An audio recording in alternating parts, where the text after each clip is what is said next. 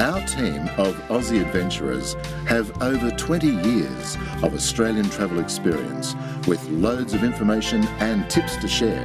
Over the next 6 days, we'll travel along the Diamantina River. Upon arriving at any town, the first thing we do is head straight to the servo and then check out our accommodation. Winton has a variety of accommodation available and we choose the caravan park. We also think of Winton as the ultimate outback oasis for travellers. Our adventurers always book accommodation well in advance, as even outback towns can get booked out. There is heaps to do and see in Winton. It is rich in history, with links to the Great Shearers' Strike, Waltzing Matilda and Qantas. But today, the town is almost as well known for something far more ancient: dinosaurs. In 1999, Winton was in the spotlight with the largest dinosaur skeleton find in Australia, when a 20 to 30 tonne sauropod nicknamed Elliot was discovered. The township provides all we could hope for to restock before heading off. As we tour down the main street, we cannot help but notice the number of travellers parked on the right. This confirms the wisdom in booking accommodation in advance. Reduce hassles where you can. Pulling into town after a long drive, looking forward to a hot shower and a cold beer, etc., only to find everything booked out, can be frustrating and disappointing. Winton has some brilliant museums and tours. If you want to make the most of your trip to Winton, allow some extra time and really explore. It is a fascinating area, surrounded by the unique and the unusual, an adventurer's playground. The town has some great little stores. If you love fossicking, bring a packed lunch because you'll want to browse for hours. Another famous destination from Winton is Boulia and the elusive Min Min lights. But we have decided to take a trip out of Middleton just west. How Aussie can you get? Middleton consists of the remains of the original Middleton pub and of course the new Middleton pub with store and fuel. Don't you just love those old petrol pumps? There is even a 5-star shelter for campers, aptly named the Middleton Hilton. These rocks are just fascinating and are scattered about everywhere. When broken open, some have fossils inside. The rock sizes are between pebble size up to 2 tons of boulder. And how about this old grave? But we have to make a move and get back to Winton to commence our trip along the Diamantina. Make sure you have fueled up and have at least 2 jerry cans of extra fuel and the same again of water. We should mention the roads we will be travelling are good in dry conditions, although very rocky, not really suitable for conventional vehicles, and are extremely difficult for any vehicle in the wet condition. When travelling, people tend to miss so much. It really is worth pulling up and doing a little exploring.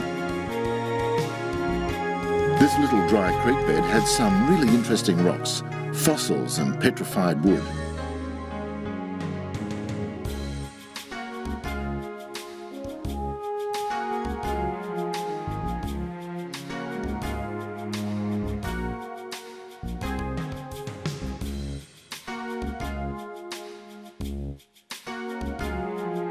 Further on down the road, we noticed something on the side of the hill, which turned out to be this isolated grave.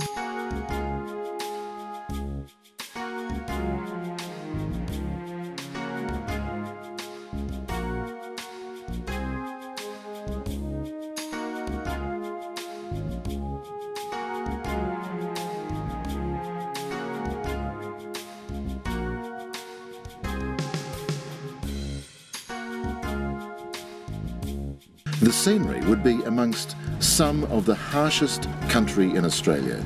It is just so stark and isolated. This is our first day's drive out of Winton, and we have not seen another vehicle all day. We start scouting early in the afternoon for a good place to set up camp and spot an area that'll just do nicely on the dry bed of the Diamantina River. It is hard to imagine that in the wet season, when this river floods, it's up to 100 kilometres wide in section. It is a good idea to have selected your campsite by 3 p.m. at the latest, giving you plenty of time to set up camp and do some exploring. Camping can turn into a nightmare, and many an argument can start while putting up tents. We have used these tents exclusively while camping around Australia, can turn into a nightmare, anyone who's had anything to do with tents start while putting appreciate it's not just setting up. We have used these also the tents exclusively that needs to be around Australia, and anyone who's had anything to do with tents will appreciate it's not just setting up, but it's also the dismantling that needs to be simple.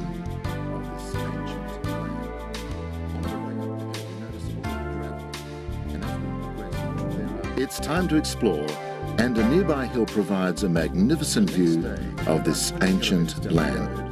On the way up the hill, we notice a lot of gravel, and as we progressed, there are clusters of broken rocks. The further up we go, the rocks in the clusters are less broken. On reaching the top, these cluster rocks are whole.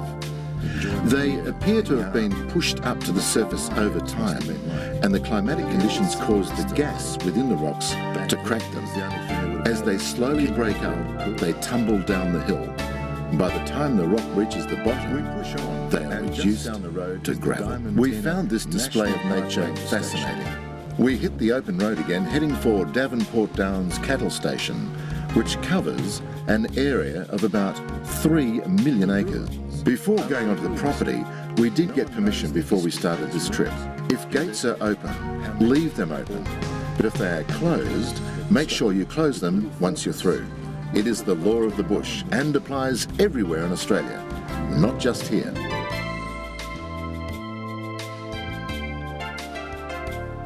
We called in on the station manager to let him know we would be camping, and he suggested a good spot just 10 kilometres down the road. Our campsite is delightful, with hundreds of black cockatoos and a view up the Diamantina.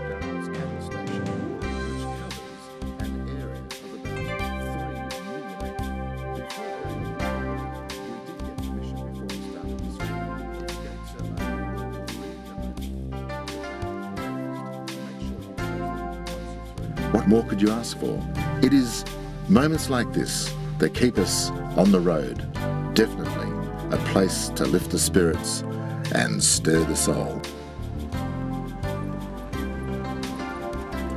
Next day, we're on the road again, and it's not long before we spot some very old graves. This time, it was really unusual, as there seems to be 2 separate graveyards about 150 yards apart. The first was apparently your usual run-of-the-mill people-type graves, but the second was for the animals, the owners' dogs and horses. And it made us realise the importance these people placed on their animals all those years ago in such isolation. They must have meant so much to them. Nearby, our adventurers had their first sensation of hair-prickling fear when they walked on the seemingly solid dry bed of the Diamantina. It moved beneath their feet, making them wonder what fate awaited them should the surface decide to give way. They did not wait around to find out.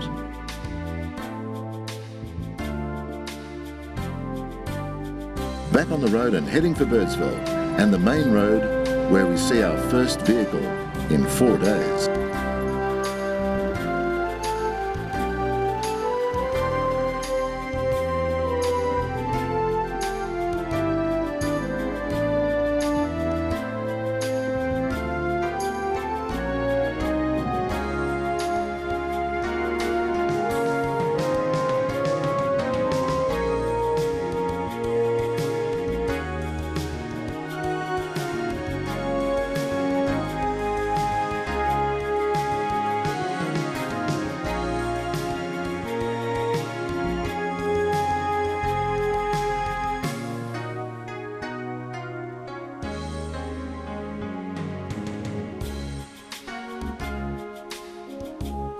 Birdsville has 1 caravan park, and it is a busy spot. Once our camp was set up, we went 40 kilometres on to where the Diamantina ends. And you guessed it, it is empty. The Diamantina runs from about 60 kilometres west of Winton to about 40 kilometres south of Birdsville.